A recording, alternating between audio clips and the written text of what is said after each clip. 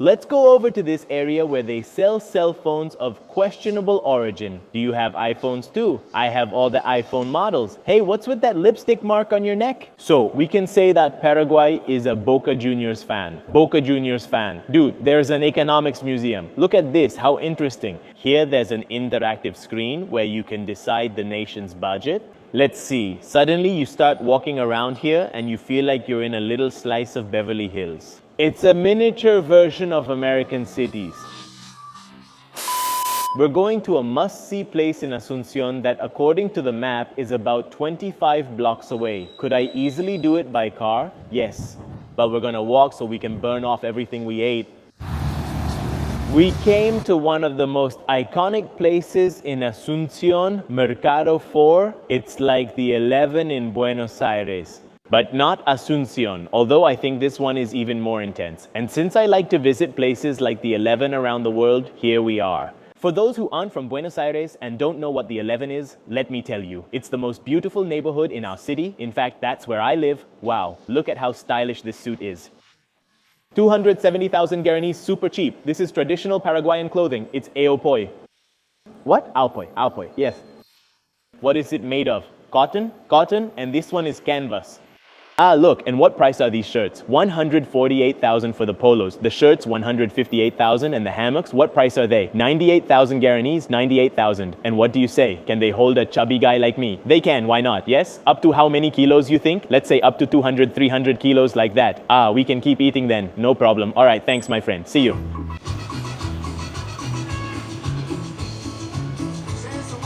Wow, they still sell DVDs and music on CD. In my particular case, I don't even have anything to play them on anymore because the little thing I bought from Temu didn't work. Hey, how are you? Good morning, good morning. How much are the DVDs these days?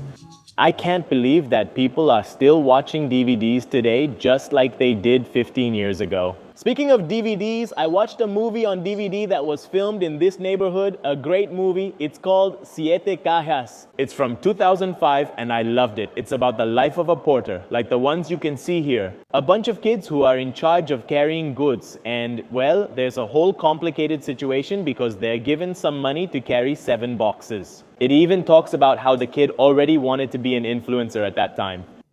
Go watch it. I won't spoil it for you. Look for it. It's on any platform, on torrent, I don't know. It's somewhere. Here we have the Tum Sour doll. How much are the perfumes more or less? They have different prices. These are 100. For example, this one you wanted to sell me from Monique Violet. 100,000 Guaranis. The smallest one cost you 65. Ah, perfect. Thanks a lot, huh? You're welcome. You don't even know if you're in or out now. Where are you? You can't find your way out anymore. You get lost. Look how they search for a boyfriend here. You need a guy. They put the sign there. You go into the store and say, "Hi, I'm the guy." Here we have the section where they sell all the electronics. Here. There's everything here, basically. They even sell you a TV here. 2.5 million Guaranis, 50 inches. About $350, $360. That's not bad at all. It's good. Off-brand, I don't know which one, but it's a 50-inch TV. How are you? What's your name? Alejandro. Alejandro. Are you from here, from Asunción? Yes. And do you always come here to shop? Always. What's it like? It's cheaper to come here than anywhere else, right? Yes. Much cheaper. For example, how much does something cost here compared to a store in Asunción? Half the price? Half the price? Even food, everything, yes. Ah, nice. I came to get 3 combs. Ah, you came for something simple. It's cheaper. How much did you pay? 15,000. And to sell them for 20,000, unlike other places where I usually film, especially in this kind of market, here the vendors want me to film them. People treat you so well, huh? Enjoy your meal. How much are the shirts? 120,000. You don't have the Argentino Junior one, right? Thanks. They don't have the Bicho one. How are you such an Independiente fan, but not Argentino?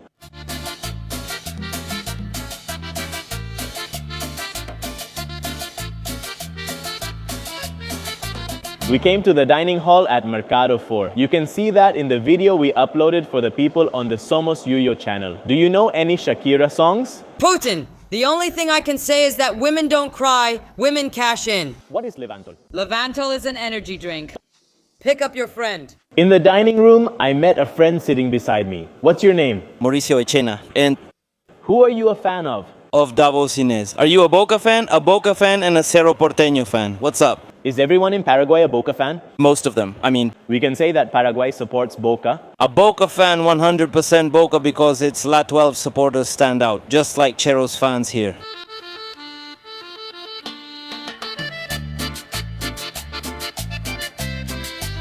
Suddenly, I showed up on the street again. Let's go over to this area where they sell cell phones of questionable origin. I need to change mine, so it's not a bad idea. Hey, how are you, my friend? All good? What's the page? Un topo por el mundo. What do you sell? The Evo. Oh, and what's the price, the thing? Are they used or new?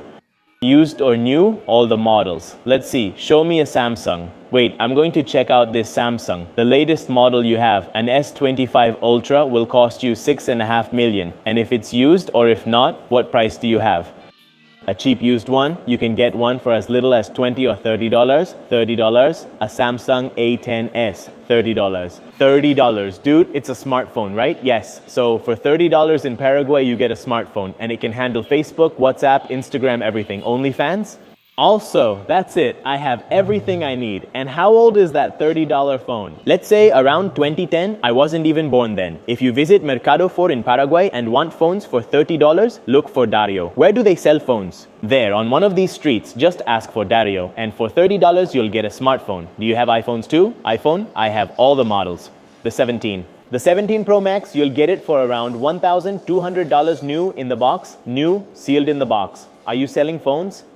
No, I'm waiting for a friend to give me a taxi ride. Why do you have a kiss mark on your neck? It's a Mickey ball tattoo I got from a singer. I thought it was something else. Haven't you had issues on dates? Do they ask about that kiss? It doesn't have a name. It doesn't have a name. Well, but it's the best excuse, right? Like, it wasn't a real kiss. No. It wasn't a real kiss.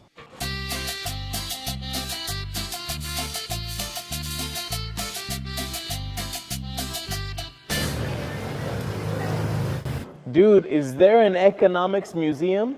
Actually, this building belongs to the Ministry of Finance, but according to this plaque, this palace used to belong to the Spaniard Juan Alegre. The building dates from 1878 and he owned a fashion house, which operated here from the beginning of the 20th century and since 1962 has been the headquarters of the Ministry of Finance. Hi, how are you? How's it going? Are you here to visit the museum? What?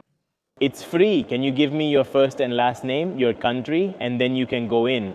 Okay, good. We are here at none other than the Museum of Paraguay's Economy. It's worth mentioning that Santiago Peña, the president of Paraguay, was Minister of Economy. He's an economist, so it makes sense that there is a Museum of Economics. You might say, well, in Argentina, the president is also an economist. Yes, but there's no money to make a museum. In fact, look, I'll start here by talking about the role of the state in the economy. The role of the state is essential to ensure that the economy works efficiently, fairly, and sustainably. Jabo already doesn't like this. It's not bad at all for those who are starting to get into the world of economics. It's like an interactive class. It's very interesting to see this map of Paraguay because most of the population of this country is in the eastern area.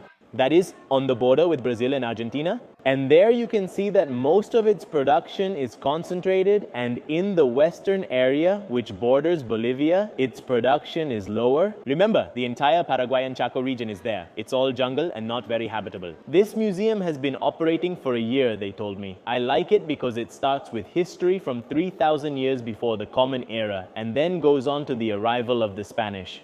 And we can get lost there. Here, on this path up to the present day, it's very interesting how Paraguay's economy works today. Let's keep in mind that the country was devastated in the War of the Triple Alliance. They were left practically without a workforce, all the demographic consequences. They had to rebuild a country, and it even went through a lot of crises during the 20th century. But in the last 40 years, Paraguay's takeoff has been impressive. Just so we keep this in mind, I want to bring up this fact for you all. Shall we consider it? The GDP per capita is the average income that each inhabitant of a country has. When I was born, using 1987 as a reference, the year when Charly Garcia released the album De Parte de la Religión, Argentina's GDP per capita was $4,000. I came into the world and boom, I got $4,000 a year. Cool. At that time, Paraguay's GDP per capita was $1,000. However, by 2024 in Argentina, the GDP per capita was $14,000. In Paraguay, the GDP per capita is $7,000. That is to say, we grew 3.5 times in almost 40 years, and Paraguay grew 7 times. So, when I was born, we were 4 times richer than Paraguay, and today we are only twice as rich as Paraguay. And the Paraguayan economy has fairly significant and very interesting growth momentum. In fact, it's very interesting to see it with their currency, with the guaranis that we have here. This currency was created in 1943 and they've had the same one ever since. The thing is that in 1943, $1 was equal to 100 guaranis, and today $1 is equal to 7,000 guaranis. But pay attention, because if we go to 2003, for example, $1 was equal to 7,000 or 7,400 guaranis. That is, there was an overvaluation of the currency compared to a little more than 20 years ago. And what explains all this about the Paraguayan economy? Several things. First of all, there is a large export of raw materials. The main driver of all this is soybeans, and it's even said that a lot of soy from Argentina is smuggled into Paraguay and exported from here to China. Why do they do that? Because in Argentina, high export taxes are charged, and in Paraguay, the tax surcharge is not that high. So, the soy leaves Argentina illegally, arrives in Paraguay, and from there, boom, to China. Myth or reality? Well, let me know in the comments. Then there are other types of production like livestock, wheat, corn, and so on. And they also have, since the creation of the Itaipu and Yacyretá hydroelectric plants, a large energy surplus. They export it to neighboring countries, Brazil and Argentina, which are Paraguay's main trading partners, and Brazil especially benefits a lot from Paraguay. The thing is, in certain industries, production costs are quite low and they have a lot of assembly work. Here we can see an example of this assembly process with this little motorcycle about to be assembled. Another industry that is also very developed in Paraguay is the pharmaceutical industry. A lot of work is done, there are many medicines here, and also the food industry, which includes agricultural processing. For example, I produce soybeans, then I take one more step in the production chain and start producing soybean oil. For example, we're talking about this economic growth. But when we look at the case of income distribution, the Gini indicators are what allow us to see how much of that income is kept by the richest sectors and how much goes to the poorest sectors. We see that there is a very quite poor distribution. It gives around 400 points values similar to what we have in Argentina. That is this economic growth that we are seeing in Paraguay. The common Paraguayan benefits, but not as much as the rich do. On the other hand, if you're wondering what the minimum wage in Paraguay is, this is posted in a lot of businesses, even at the reception of my hotel. It says, the minimum wage for a worker is 2,899 guaranis, which is about $400, but keep in mind that the cost of living is quite low. And you might ask me, Topo, how much does it cost to rent in Asunción? Well, in an upscale neighborhood of the city, in an expensive neighborhood more or less, a one-bedroom apartment is around 4 million guaranis. And in a working class neighborhood, a small apartment is around 1 million guaranis. Just like the distribution of income is quite unequal. That is, it shows in the difference in rental prices within the same city, depending on the socio-economic characteristics of the neighborhood. You might say, well, Topo, Paraguay's growth model is pretty good. And in the case of Argentina, we would have to be merely an agricultural exporting country and forget about developing industry, except for some specific types of assembly. The answer is, first, to see what direction we want to go as a country. Let's agree that Paraguay, compared to Argentina, is a much smaller country, both in territory and population. That is, an Argentina with almost 50 million inhabitants. You can't develop or make it grow with just an agricultural model. You have to expand it towards industry. Because although agriculture creates jobs, it doesn't generate enough jobs to employ all the people we have in the country. And on the other hand, let's agree that even though Paraguay is growing in practical terms, its infrastructure is quite limited. For example, I came from Encarnacion by bus, and it's all two-way roads. There are practically no highways, railway development is non-existent, and so on. They still need to develop infrastructure projects to improve the country's conditions. Are they moving in that direction? Well, we have to see what decisions the Paraguayan government makes when it comes to carrying out these planning decisions. And it's also a way to distribute the income they're getting. Here we have a gallery, all the ministers of economy of Paraguay. If we were to make one like that in Argentina, put a spittoon next to it, it would have to be like one of those paintball games and you throw paintballs at it. Dude, here we have the famous, and why not, also much praised control panel. Look at this. How interesting. Here there's an interactive screen where you can decide the nation's budget. Let's see, let's start. Very good video game, huh? Labrador economist. Let's increase salaries. Yes, consumption rises, and health, social services, and pensions are also key. We're going over the limit. 2,000 years later, I finished the year with a surplus. Too much slack reduces investment, but it recovers with higher consumption. That's it. Public education has enough resources to succeed despite power outages and increases. Well, I was an Alfonsinist. The country allocated a significant part of its resources to conservation and sustainability, health services, and showed significant improvements. The real estate sector has shown great dynamism. The topo management.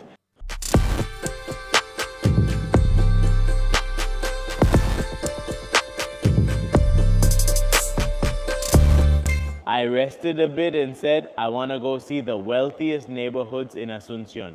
And that's how I came to the area around Shopping del Sol, which I was told is like the richest area of Asunción. We're between the neighborhoods of Recoleta and Manora. If the neighborhood is called Recoleta, it's fancy, there's no doubt about it. And I came here in an Uber and we passed by some incredible mansions. And look at the luxury of this mall. Everything here with the Christmas decorations. We're in the neighborhood filming this video with the holidays coming up. You're gonna say, Topo, people live really well in Paraguay, huh? No, only a small part of Paraguay lives this well. Like in Cameroon, where there's a great mall but poverty everywhere else. It's similar in Argentina. Or are we going to keep deepening that model of economic inequality? Look at this, how curious. I just walked into a Gap store. I went to look for a replacement for the one I've had forever. If you follow my channel, you know what I mean. If not, check out my videos. They're set in Siberia's deep winter. And it turns out I see one similar to mine, but not the same, and with its own story and adventure. And it says 52, so I thought it must be 52,000 Guaranis, so I converted it to pesos. That's it. It's a steal, so I asked the employee, what's the deal? That's 52, and he tells me, no, it's $52. Dude, they put the prices in dollars for clothes at the mall. Can I take a picture? Yeah, sure, go ahead. Do you come shopping here often? This is the third time we've come. Oh, you're from here? Oh, you're from Argentina? Me too. Where are you from? From González Catán. Oh, look at that. You came here for a visit? We were living here. Oh, I see. We're going to go back for a while. Is it not so good living here, or no, life is better here? Life is better? Yes, see you, thank you. I just went into a VIP supermarket here inside the mall where you can even find alfajores. Sabana is 11,400 Guaranis each. Argentine wine, Luigi Bosca, 155,000 Guaranis, Sancor, La Serenissima. Man, I haven't left Argentina. The blue label is here, almost 2 million Guaranis. That's almost $300, and we have Coca-Cola that has a Star Wars design on it. It's 6,000 Guaranis. The can, I mean, just as a reference, in this upscale supermarket. Suddenly, you start walking around here and you feel like you're in an outpost of Beverly Hills. It's a miniature version of American cities. Here I came to another mall, which is the Paseo de la Galería, which is surrounded by two towers. The twin towers of Asunción, which have a curvy shape like this. It's nice, even though I don't like malls, because it has a whole jungle-like entrance. It has a nicer architecture, at least compared to the other one, which is the Paseo del Sol. I was told that you have to go up to level 3 of the mall, which is where we are now, and that there's a terrace there where you can see everything.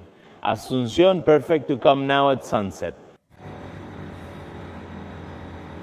I went up, wandered everywhere, went up a staircase, and ended up at a veterinary convention there with some really beautiful toy poodles. Now I walked around a terrace where everyone was smoking, and I'm in a parking lot that seems to have an excellent view and a crazy amount of alarm noise. This feels like an action movie, doesn't it? What do you think of this view for the sunset, huh? Let's stay here for a little while.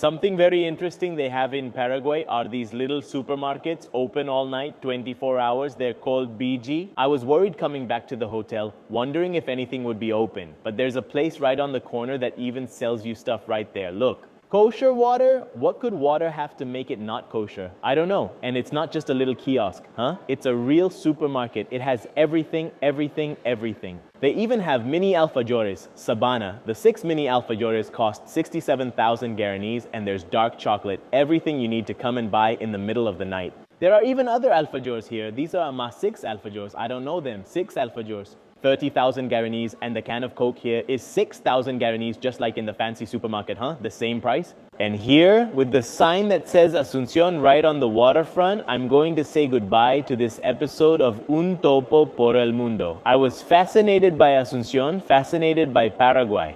I think I'm going to come back here soon. I hope you enjoyed it. Thank you for being there, and see you next time.